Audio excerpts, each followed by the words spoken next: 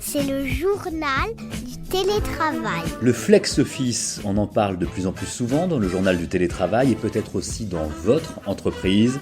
Alors que vous soyez en charge du dossier ou que vous fassiez partie de ceux qui vont bientôt devoir s'adapter à ce nouveau mode de fonctionnement, écoutez bien cet épisode. Voici 5 conseils pour mieux appréhender le passage en flex office. Bonjour Pierre-Alexandre Pillet. Bonjour. Vous êtes cofondateur de Sowen. Sowen, c'est une société qui crée et qui imagine des espaces de travail, on va dire de nouveaux espaces de travail. D'ailleurs, vous expliquez que vous imaginez ces lieux comme des lieux de vie. Vous êtes aujourd'hui avec nous, on l'a dit, pour parler du passage en flex office. C'est quelque chose qui est de plus en plus répandu. On peut peut-être vraiment en quelques mots, parce qu'on en parle souvent dans ce podcast, mais pour quelqu'un qui découvrirait le journal du télétravail, le flex office, en quelques mots, comment vous le définiriez ? En tout cas, ce qui est vrai, c'est qu'aujourd'hui, il y a une révolution du travail et que l'impact télétravail a posé un peu les bases du flex office. Moins de monde dans les bureaux dit, du coup, j'ai un espace qui peut être partagé. Et donc, le flex office, c'est tout simplement le fait. Alors, il y a différents niveaux de flex office, mais c'est le fait de partager des espaces de travail et de ne plus avoir un bureau affecté comme c'est l'était auparavant. Alors, on n'a plus bureau attitré, ce qui parfois peut faire peur. Et avec vous, nous allons voir aujourd'hui 5 points pour mieux appréhender justement le passage en flex office.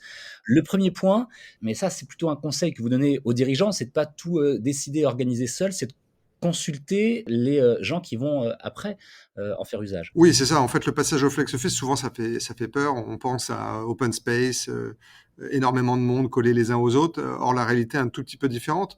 Quoi qu'il en soit, il y a des réticences par les collaborateurs du passage en flex office et du coup ça doit s'accompagner d'une réflexion en amont avec les dirigeants de l'entreprise qui doivent être eux-mêmes convaincus de ce système.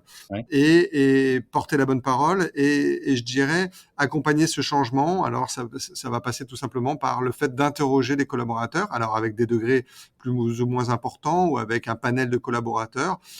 Ça c'est assez libre. En tout cas, la réflexion elle doit être collaborative et non pas top-down simplement et l'imposer, puisque ce sera forcément un échec dans ce cas-là. Collaborative et donc évidemment en amont de la préparation de ce projet. Le deuxième conseil que vous pourriez donner, c'est, puisque flex office, on l'a bien compris, se conjugue avec travail hybride, on est parfois dans l'entreprise, parfois on n'y est pas, c'est important de revenir au bureau régulièrement. Dans quel cas particulièrement ? Ce qu'on a connu avec je dirais avec la période de Covid, c'est que on avait la capacité de travailler à peu près n'importe où et que le fait de travailler à distance n'était plus forcément un problème.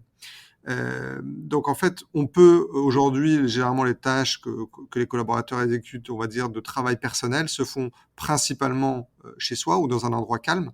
Ouais. Et l'endroit du bureau aujourd'hui n'est plus un lieu forcément de travail, c'est un lieu de collaboration, et on le dit beaucoup. Et donc on va surtout y aller pour échanger. Donc c'est par des salles de réunion, évidemment, des salles de brainstorm, et puis aussi des espaces plus, on va dire, cafétéria, espaces de réception. Donc c'est plutôt dans ce cadre-là qu'en fait le bureau a changé et il offre des multiples possibilités pour échanger tout simplement. Maintenant qu'on fait finalement peut-être, enfin, j'allais dire, un petit peu moins de réunions, puisqu'on a de moins en moins souvent toute une équipe ou toute une entreprise qui est présente sur site au même moment, maintenant qu'on parle de plus en plus, et c'est le cas dans ce podcast, de travail asynchrone, est-ce que les salles de réunion doivent être telles qu'on les connaît, assez froides, assez grandes, ou est-ce que vous conseillez un aménagement un petit peu plus moderne ou repensé des salles de réunion ? C'est-à-dire que je pense que la proportion aujourd'hui des salles de réunion a tendance à augmenter dans le sens où les espaces sont plus ouverts et quand on y vient, c'est pour faire pour travailler en équipe. Donc généralement, on va créer plus de salles qu'il y a quelques années. En revanche, c'est la taille des salles qui a changé. Ouais. À l'époque, on faisait des salles un peu statutaires. En effet, on pouvait être à 15 ou 20 personnes. Aujourd'hui, on va multiplier, je dirais, des salles de 3, 4 personnes qui sont en fait 70 à 80% de nos échanges. Donc c'est ça aujourd'hui qui fait foi, c'est cette multiplicité d'espaces, plutôt réduit, plutôt à proximité de son espace de travail.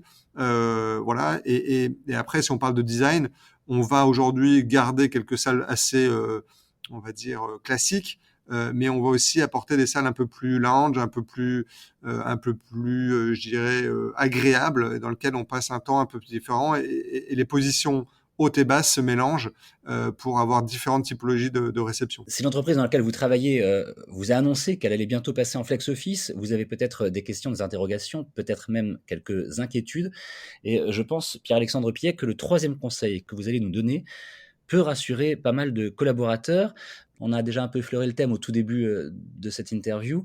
L'idée, c'est pas de faire un immense plateau d'open space, c'est plutôt de garder quoi? Des pôles thématiques? Des Bah, services? C'est ce qu'on appelait auparavant des services? Oui, alors en fait, nous évidemment, notre métier, c'est de rencontrer un maximum d'entreprises, d'entrepreneurs ou de dirigeants qui ont ces réflexions-là. Et en fait, ce qu'on peut quand même résumer aujourd'hui, c'est que le full flex office, certains l'ont peut-être connu, qui est de dire j'arrive le matin dans mon immeuble mais je n'ai aucune place attribuée, je ne sais pas du tout où je vais être. Ça fait peur et ça, les entreprises ne veulent pas y aller. Et en fait, le bon compromis aujourd'hui, c'est ce qu'on appelle un flex office, on va dire par territoire. C'est je suis rattaché au département marketing de mon entreprise, nous sommes 10, mais on n'est pas tous là en même temps. Et donc, au lieu d'avoir un desk où tout le monde a une place attribuée pour 10, en fait, on a peut-être que 6 places, mais on a des espaces à côté de petites salles de réunion, un petit lounge, etc. Donc, on va faire on va faire un espace qui leur est un peu dédié, où ils arrivent à retrouver leurs repères.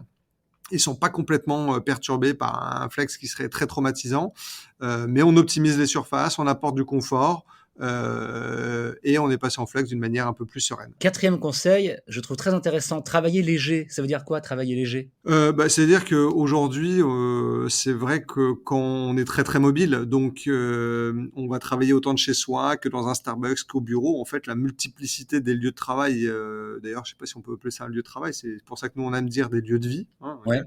fait que nos outils avec nous seront de plus en plus légers. C'est-à-dire qu'on a un smartphone, un PC portable, et on se balade avec ça et on se connecte un peu partout de la meilleure des manières. Donc en effet, on voyage léger, mais en tout cas, ce qu'il faut absolument trouver dans un espace agile en flex office, c'est d'avoir des connectivités extrêmement aisées à son poste de travail, qui n'est plus le sien, mais à la multitude des postes de travail qui peuvent m'être proposés. Donc souvent, maintenant, il n'y a plus qu'un seul câble qui permet de charger son ordinateur portable et de projeter en même temps sur des doubles écrans.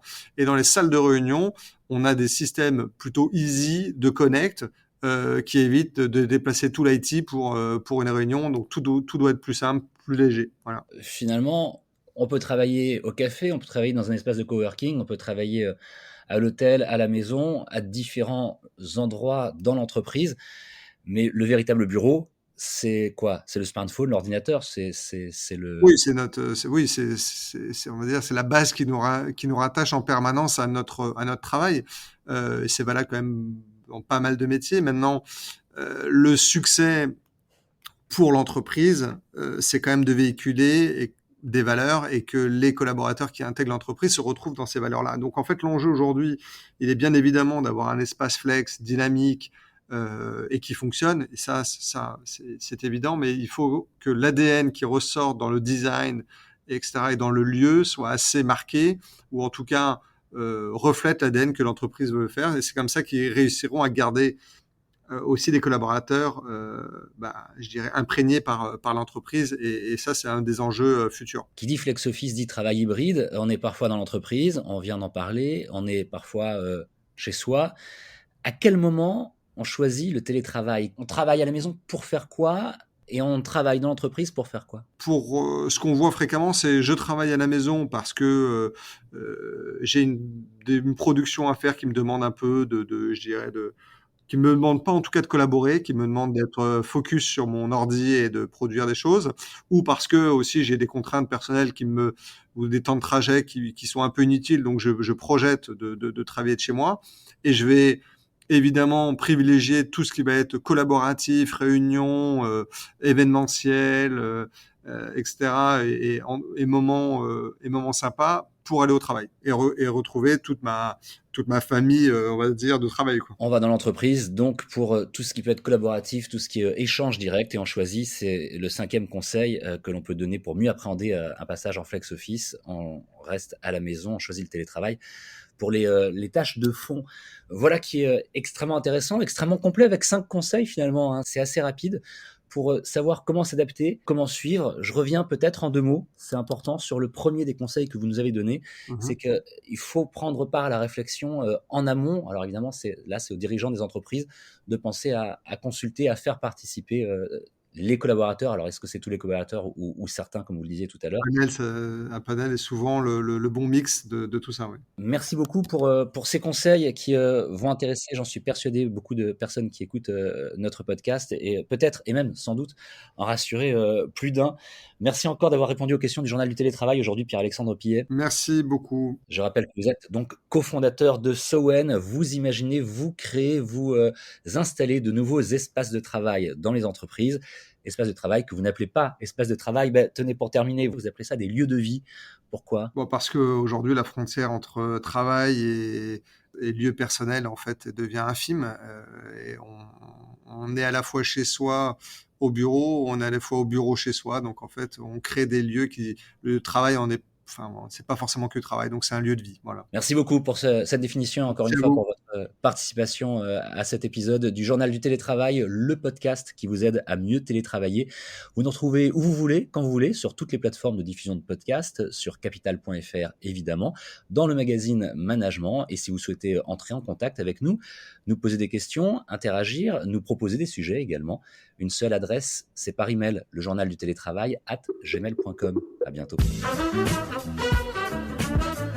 C'est le journal du télétravail.